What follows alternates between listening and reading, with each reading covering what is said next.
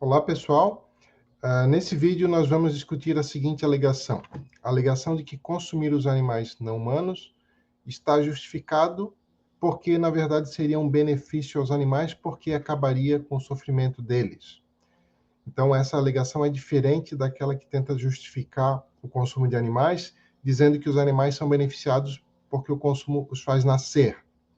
Essa aqui na verdade, é quase que o contrário. Enquanto aquela outra alegação defende que consumi-los beneficiaria-os por fazê-los nascer para terem vidas positivas, se esse fosse o caso, essa aqui é quase que o oposto, né? Diz que consumi-los beneficia-os por acabar com vidas que são repletas de sofrimento. Então, vamos analisar esse argumento e em outro vídeo aqui, né, nós já analisamos o outro argumento. Bom, vamos lá. Então, por vezes é defendido que devemos consumir os animais por preocupação com eles próprios, alegando-se que, como a vida que os aguardaria seria repleta de sofrimento, consumi-los é então fazer-lhes um favor, pois livra-os de tal destino. Então, de acordo com essa posição, isso valeria não somente para os animais criados para serem consumidos, porque eles normalmente são criados em condições altamente adversas ao seu bem-estar. Por exemplo, né, na pecuária industrial, a vida deles é sofrimento extremo do início até o fim. Mas, segundo esse argumento, isso valeria também para os animais que são, por exemplo, pescados na natureza. Por quê? Bom, porque a vasta maioria dos animais que nascem na natureza também tem vidas repletas de sofrimento. Isso a gente tem outros vídeos e textos aqui explicando por que isso é assim.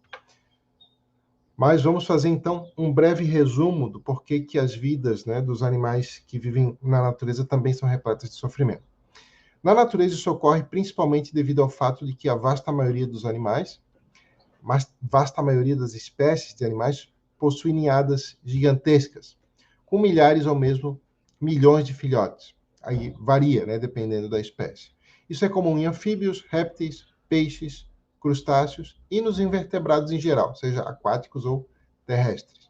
E isso sempre resulta em taxas de sobrevivência baixíssimas. Então, por exemplo, em uma única ninhada de uma rã comum, há 25 mil filhotes. E a ninhada de polvos chega a centenas de milhares. As de salmão, de bacalhau e de atum, milhões. E, por exemplo, a do peixe-lua chega a 300 milhões de filhotes por ninhada. Os invertebrados terrestres também podem colocar centenas, milhares ou mesmo milhões de ovos de uma única vez. Por que isso revela que a vida dos animais na natureza normalmente é repleta de sofrimento e as suas mortes são extremamente prematuras? Porque em períodos de aproximada constância populacional, é possível medir a taxa de mortalidade prematura a partir do tamanho da ninhada.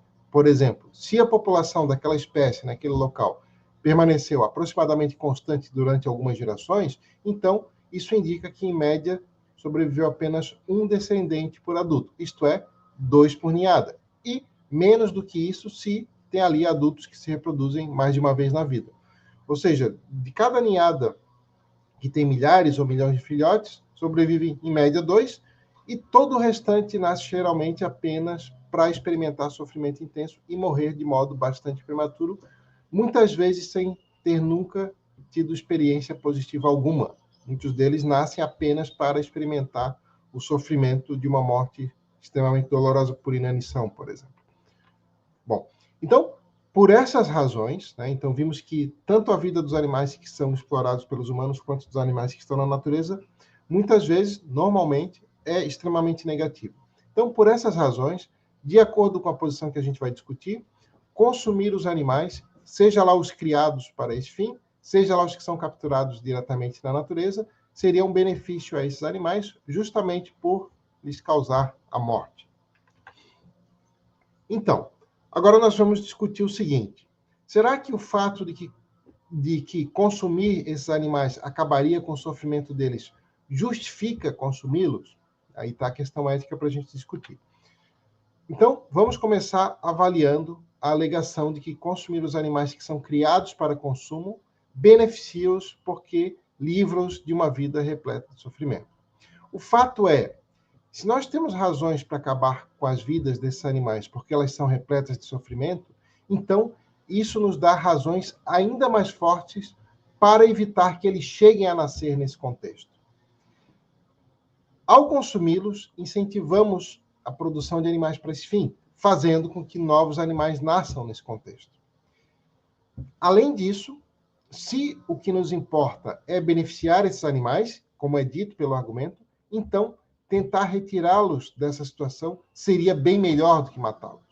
Então, é por isso que apontar para o fato de que a morte de alguém que vive uma vida repleta de sofrimento livra-o de tal sofrimento, não tem, então, a implicação de que, então, criar animais para consumo está justificado. Muito pelo contrário, essa seria uma forte razão para a gente se opor fortemente à exploração animal, porque faz com que muitos mais animais cheguem a nascer nesse contexto e tenham vidas repletas de sofrimento.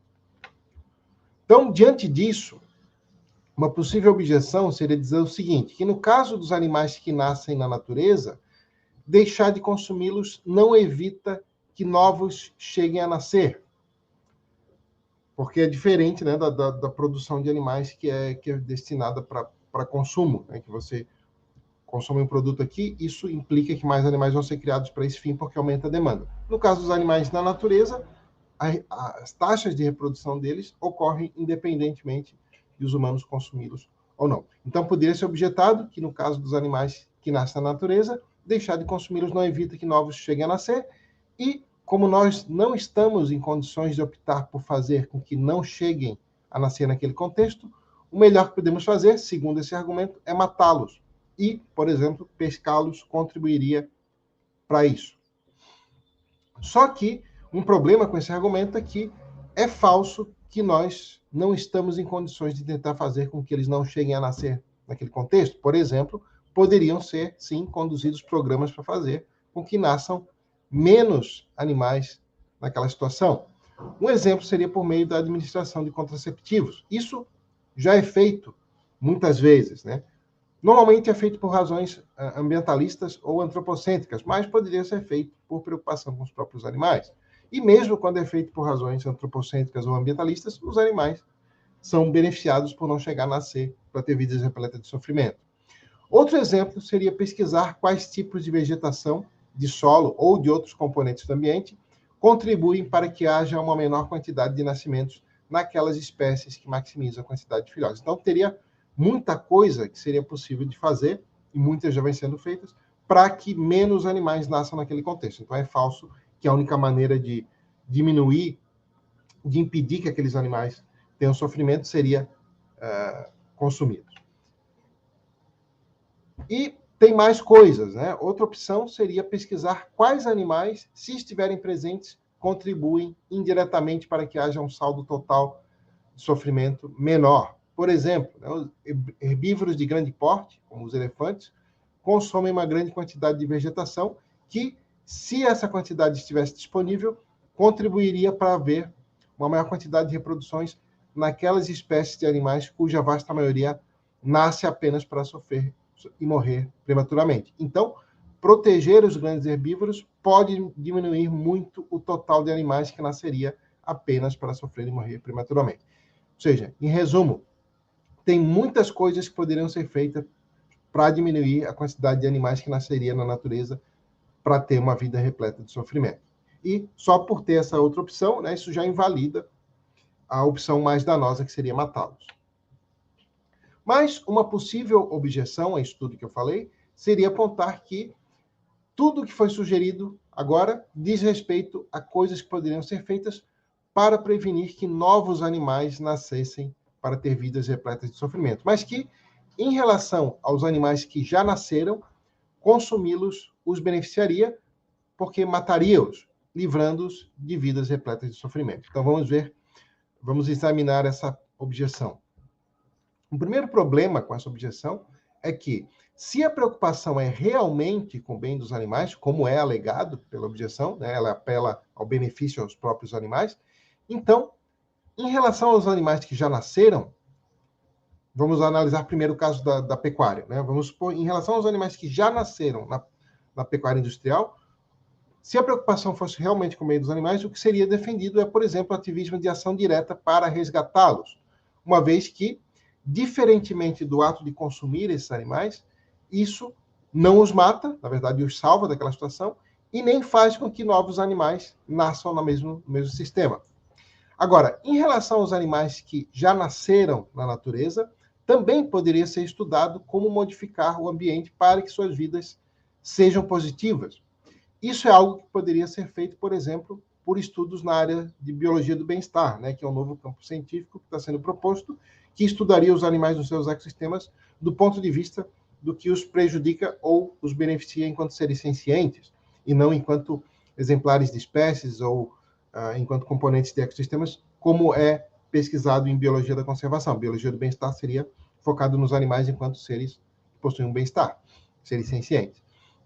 Então, essa área poderia contribuir muito para indicar quais programas, quais ações, né, poderiam fazer com que as vidas dos animais na natureza fossem positivas.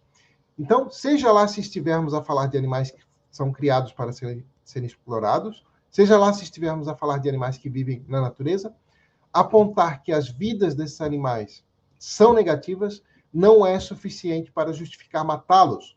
Por quê? Bom, porque a morte só é um benefício se não há nenhuma outra maneira de melhorar a vida em questão. E como vimos, tem muitas outras maneiras. Além disso, a principal razão pela qual a vasta maioria dos animais na natureza tem vidas repletas de sofrimento é o próprio fato de morrerem muito prematuramente.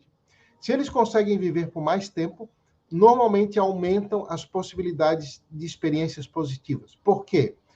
Isso é assim por um motivo muito simples, porque normalmente os fatores que causam sofrimento a esses animais também causam as suas mortes. Então, toda vez que a gente elimina uma fonte de sofrimento para o animal, nós também estamos indiretamente também aumentando a probabilidade dele viver mais e de ter experiências positivas. Então, né, é por essa razão que se forem conduzidos programas para que a taxa de mortalidade prematura dos animais seja diminuída, isso também provavelmente aumentaria a quantidade de experiências positivas se fossem conduzidos também programas para eliminar as fontes de sofrimento deles. Então, teria muito que poderia ser feito para que as vidas desses animais fossem positivas, ou que nascessem menos animais para ter vidas negativas, e por aí vai. Né? Então, matá-los, né, só se justificaria se não houvesse nenhuma outra maneira. Mas há. Bom, conclusão. Né? Seja lá se a gente estiver falando dos animais que são criados para serem consumidos, seja lá se estivermos falando dos animais que são capturados na natureza, há outras opções para tentar ajudá-los, para diminuir o sofrimento deles, que não envolvem matá-los. Isso, por si só, já torna fraca a alegação de que consumi-los está justificado, porque livra-os de vidas repletas de sofrimento. Além disso, essas outras opções de ajudá-los, diferentemente de consumi-los, evitariam que outros animais nascessem para ter vidas repletas de sofrimento. Ou, pelo menos, não teriam a implicação de fazer com que mais animais nascessem para ter aquele destino de vidas repletas de sofrimento. Isso já mostra que a alegação de que devemos consumi-los, porque isso livra-os de vidas repletas de sofrimento, é provavelmente uma racionalização, ou seja, não é um motivo real. O motivo real pela qual se está defendendo o consumo parece que é simplesmente o autointeresse, isto é, o que é alegado é uma preocupação com os próprios animais, mas a preocupação real é provavelmente simplesmente o benefício próprio da pessoa querer consumir aquilo e a pessoa dá a desculpa de que está preocupada com os animais. Porque se estivesse, né, defenderia todas aquelas outras formas de evitar o seu sofrimento e de prevenir que novos animais nascessem naqueles contextos e não consumi-los. Tá? Bom, então esse foi o tema desse vídeo e nos vemos no próximo. Um abraço, obrigado.